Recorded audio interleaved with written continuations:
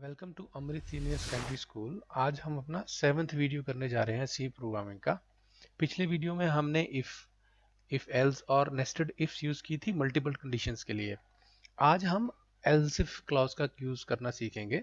आज के वीडियो में हम टॉपिक्स कौन से कवर करेंगे, एक तो यूसेज देखेंगे एल्स इफ को किस तरह से इफ के साथ यूज किया जाता है, सिंटेक्स इसका कैसा होगा, इसको एल्स इफ लैडर क्यों बोलते हैं, लैडर मतलब सीडी, इसको से क्यों बोलते हैं, और जो इसमें एक डिफॉल्ट एल्स आता है लास्ट में इसको यूज करते वक्त उसके लिए थोड़ा सा नोट या सावधानी बरतनी है, वो क्या है वो भी हम एक छोटे से प्रोग्राम से अंडरस्टैंड करेंगे।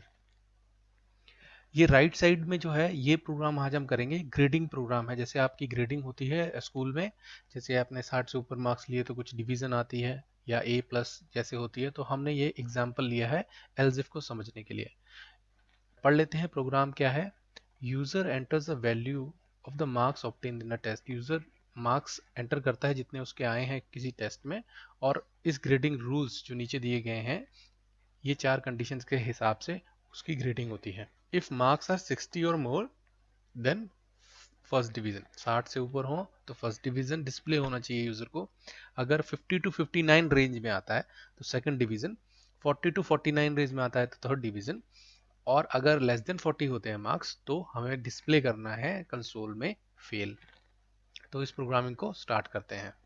तो सबसे पहले तो ये पार्ट देख लेते हैं। यूजर ने वैल्यू एंटर करनी है, अपने मार्क्स डालने हैं, तो पहले से यूजर से मार्क्स ले लेते हैं, एक वेरिएबल ले लेते हैं, नाम उसका मार्क्स ही रख देते हैं क्योंकि वेरिएबल का नाम हम कुछ भी दे सकते हैं। टाइप क्या है, इंटीजर टाइप। अब यूजर को थोड़ा बता देते हैं कि क्या करने वाले हैं हम, उसको क्या एंटर करना है।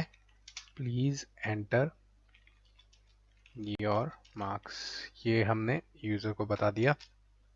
अब स्कैन करा लेंगे और जो वैल्यू यूजर डालता है तो वो इंटीजर होगी, इसलिए परसेंटेज डी या आई लगेगा यहाँ पर, कॉमा जो वैल्यू एंटर करेगा वो हमारा जाएगा मार्क्स वेरिएबल के एड्रेस में।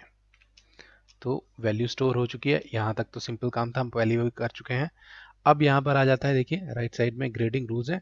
अब ये चार रूल्स लगने हैं, तो ये अब हम एल्स इफ से करेंगे। एल्स इफ से पहले पहले इफ स्टेटमेंट तो होनी चाहिए तभी एल्स इफ लगेगा। तो इफ सबसे पहला रूल देख लेता हूँ, 60 और मोर देन 60 फर्स्ट डिवीजन। तो पहली कंडीशन इसी की लगा देता हूँ, इफ मार्क्स, क्योंकि मार्क्स अब स्टोर हो चुके हैं, यूजर से एंटर करा लिए, are greater than equal to 60। अगर 60 या 60 से बड़े होते हैं तो हमारा इसका ब्रेसेस शुरू हो जाएगा। इसका इफ ब्लॉक का हम क्या प्रिंट करा देंगे, फर्स्ट डिवीजन, क्योंकि अगर 60 या 60 से ऊपर होते हैं तो फर्स्ट डिवीजन हमें डिस्प्ले कराना है। ये तो एक कंडीशन होगी, यानी कि ये जो 60 और मोर देन 60 फर्स्ट डिवीजन ये हमने डिस्प्ले करा दिया। अगर ये ट्रू नहीं होगा तो तीन चीजें हो सकती हैं, तो तीन फर्दर कंडीशंस हैं। तो सिंपल अगर यहाँ एल्स डाल दूंगा उससे काम नहीं चलेगा, तो यहाँ पर हम यूज कर सकते हैं एल्स इफ। कैसे लगाना है, एल्स लिखा, स्पेस किया और इफ डाल दिया। अब मैं फर्दर कंडीशंस डाल सकता हूँ, इसके आगे कंडीशंस डाल सकता हूँ। अब देखिए ये 60 से ऊपर तो नहीं है नंबर, तभी एल्स में आएगा यहाँ पर, और 60 से छोटा नंबर है तो मैं बस ये चेक कर लेता हूँ कि क्या ये 50 से बड़ा है। अगर ये 50 से बड़ा है तो हमारी रेंज यही हो गई इस इफ के लिए, एल्स इफ वाले के लिए, बिटवीन 50 टू 59 यहाँ पर जो दिखा रहा है, तो वही एंटर करते हैं यहाँ पे। एल्स इफ कंडीशन डाल दी, marks is greater than equal to 50।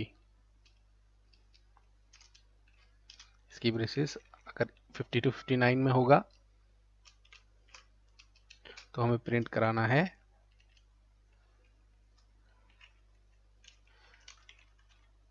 Second division. ये भी हो गया। अब ये मानिए कि अगर ये भी ट्रू नहीं है, इसका मतलब ये जो दो लास्ट की कंडीशन है इनमें से कुछ हो सकता है। तो हमें ये पता है 50 से तो नीचे ही है, पर 50 से नीचे 40 के नीचे भी जा सकता है। तो हमें ये वाली कंडीशन जो है थर्ड कंडीशन, इसको चेक करने के लिए बस ये चेक कर लेते हैं कि क्या वो नंबर 40 से बड़ा है। अगर 40 से बड़ा है तो हमारी रेंज बन गई है 40 टू 49 की, जिससे हम उसे थर्ड डिवीजन दे पाएंगे।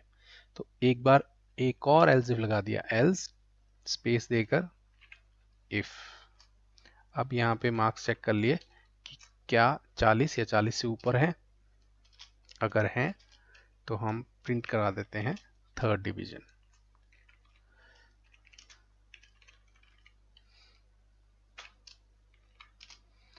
अब लास्ट में इससे आगे बढ़ने के लिए एक ही कंडीशन रहेगी, लेस देन 40। अगर लेस देन 40 होगा तो हम लिख देंगे फेल। एक तरीका तो यहाँ एक और एल्स इफ लगा दो, बट अगर आप टिपिकल या असली सिंटेक्स देखें एल्स इफ क्लॉज का, तो सबसे लास्ट में एल्स लगाते हैं, कोई कंडीशन नहीं लगाते। इसका मतलब ये है लास्ट का एल्स, इसको मैं आगे एक कमेंट भी कर देता हूँ, इसको डिफॉल्ट स्टेटमेंट समझ के चलना है। यानी कि अगर ये तीनों अनट्रू होते हैं, ये तीनों फॉल्स होते हैं, तब ही ये एल्स जो है रन होगा। ये किसी एक पर्टिकुलर इफ का एल्स नहीं है, ये गलती हो जाती है, तो इस बात को ध्यान रखना है हमेशा। एक छोटा सा प्रोग्राम भी करेंगे इस प्रोग्राम के बाद, जिससे हम ये आपको समझा पाऊँ अच्छी तरह से कि मैं क्या बोलना चाहता हूँ यहाँ पे। बहरहाल अभी तक आपने लास्ट में एल्स, एल्स का मतलब अगर ये कोई कंडीशन ट्रू नहीं होगी तब आप एल्स का जो ब्लॉक है वो एग्जीक्यूट कर दें। अगर ये तीनों कंडीशन ट्रू नहीं होंगी तो कौन सी कंडीशन रह जाती है हमारी, फिर लेस देन 40 रह जाती है। इसका मतलब वो हमें डिस्प्ले एल्स ब्लॉक में क्या करवा देना है,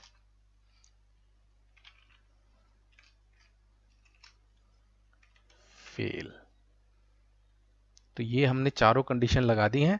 एक इफ लगाया, फिर एल्स इफ लगाया, दो एल्स इफ लगाए और लास्ट में एल्स कर दिया, जिसका मतलब है अगर कोई भी कंडीशन ट्रू नहीं होती है तो डिफॉल्ट स्टेटमेंट जो होगा, डिफॉल्ट एल्स जो होगा वो रन होगा। अब इस प्रोग्राम को रन करके देख लेते हैं। पहली बात तो मार्क्स स्कैनफ से हमने ये करा, यहाँ पर आ गया कंसोल में प्लीज एंटर योर मार्क्स। सबसे पहले ये वाली कंडीशन चेक कर लेते हैं ये काम कर रही है कि नहीं कर रही। यानी कि 60 या 60 से ऊपर डालता हूँ तो फर्स्ट डिवीजन डिस्प्ले होना चाहिए। फर्स्ट डिवीजन डिस्प्ले हो गया।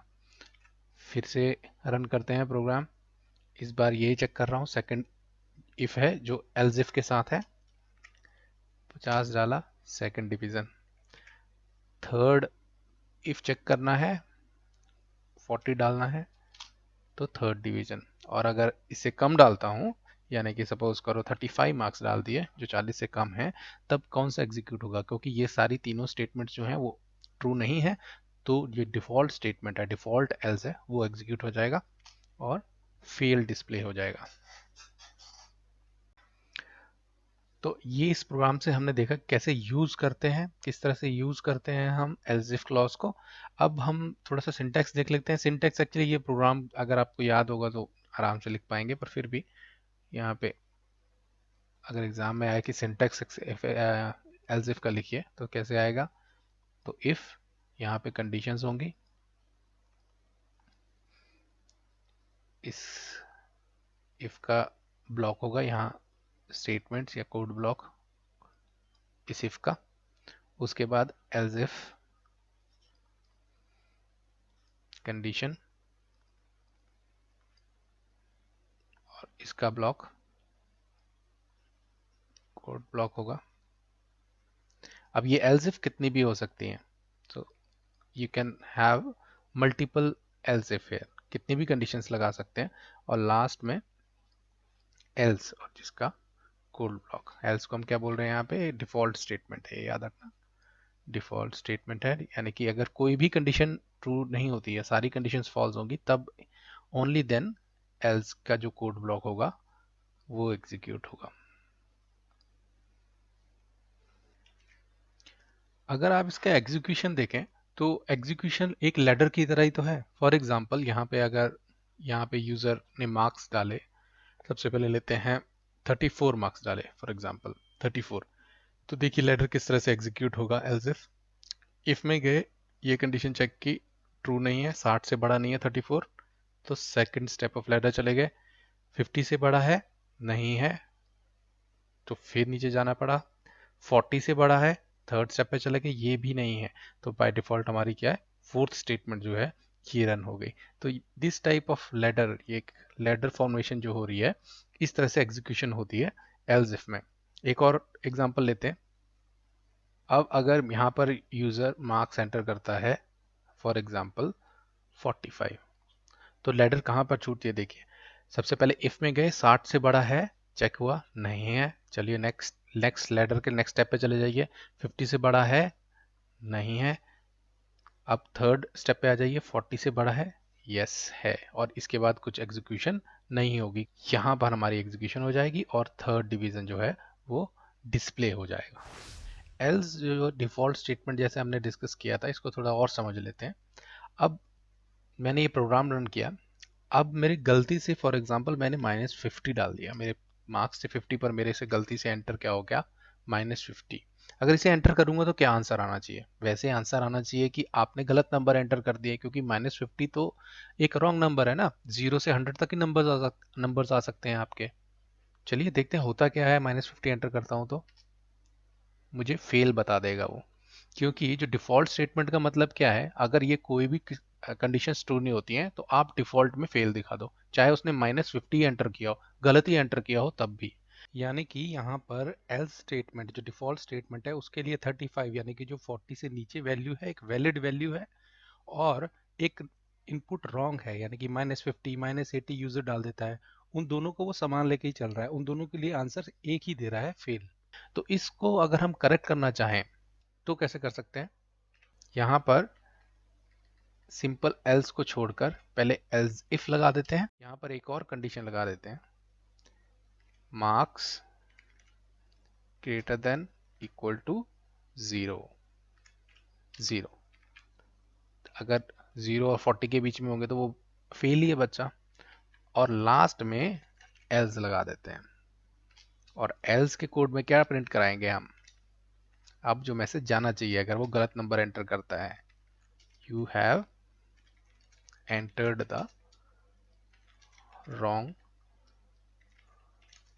Number, please try again. तो अब इसे एग्जीक्यूट करते हैं, एंटर करते हैं मार्क्स, पहले अब चेक कर लेते हैं अगर 35 होते हैं तो फेल दिखा रहा है कि नहीं। ठीक है, फेल दिखा रहा है। अब हम मार्क्स क्या करते हैं, -50 डाल देते हैं या -80 डाल देते हैं, तो अब क्या होना चाहिए? अब फेल नहीं दिखाएगा, अब मैसेज आएगा you have entered the wrong number, please try again. तो ये वाला जो एल्स है, जो डिफॉल्ट स्टेटमेंट है, वो एग्जीक्यूट होगी। तो इस बात का ध्यान रखना है कि एल्स एल्स तभी एग्जीक्यूट होगा जब दी हुई सारी कंडीशंस फेल हो जाएंगे। आप यूजर कोई भी रॉन्ग नंबर डालता है तो हमारा ये उसको एरर आ जाएगा, डिस्प्ले हो जाएगा कि आपने गलत नंबर डाला है।